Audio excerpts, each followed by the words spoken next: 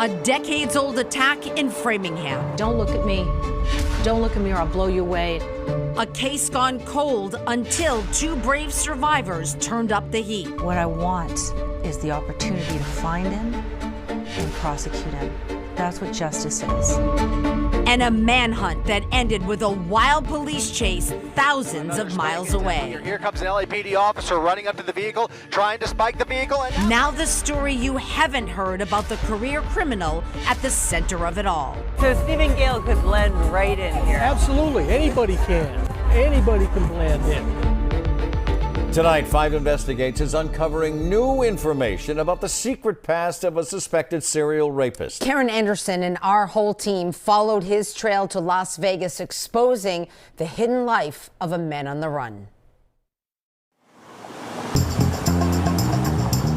Vegas is a town that you can display wealth and nobody thinks twice about it. Vegas is the kind of a place where everybody is looking to score something from somebody else.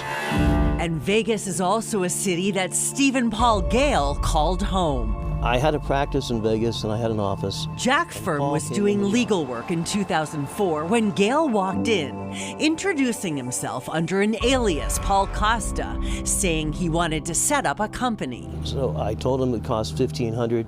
He peeled off 15 $100 bills, paid me. I went to give him a receipt. He says, I don't need that. For the next 6 years, Firm says Gale was a client and a friend.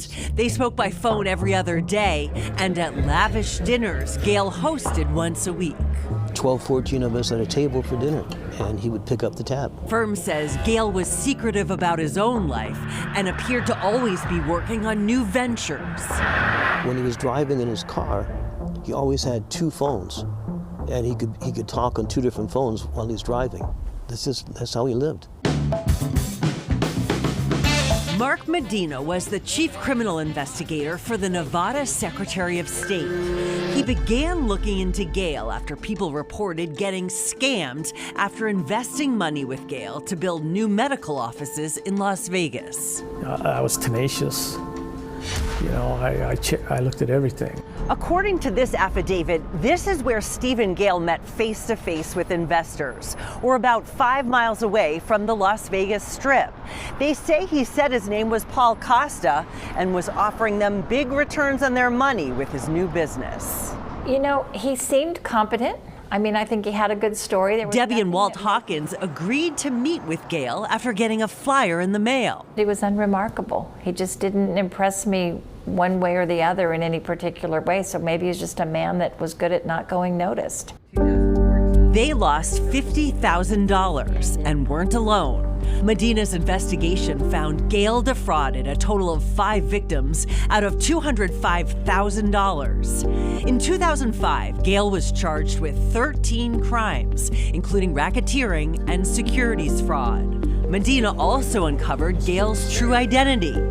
But when it came time to arrest him, Gale was gone. I remember having a strong sense when I was looking for him. Boy, this guy's really got a core group of people that are just covering for him. A sense echoed by Jack Firm. He had friends that were helping him. He built up a relationship where he did favors for people, and so they owed him. So he could call on people for help, and they did. Firm says his relationship with Gale ended as Gale's legal troubles grew. Then last summer, U.S. Marshals paid Firm a visit. First they said, do you know somebody named Stephen Paul Gale? And I said, didn't sound familiar. He showed me the pictures. So my wife looked at it and she said, the eyes look like it could be Paul. And that's when I came out, Paul Costa? And he said, yes, so that's when I found out who it was. And he's continuing northbound. And it was not long after Firm saw Gale's arrest for the Massachusetts rape case on the news. When you hear about that, what goes through your mind? Disgust. You can't even fathom somebody doing that. That is, to me, an animal that really doesn't deserve to live. When we interviewed Mark Medina and Debbie and Walt Hawkins last month, they didn't know what happened to their criminal case. They were outraged to learn the charges against Gale were dropped in 2014.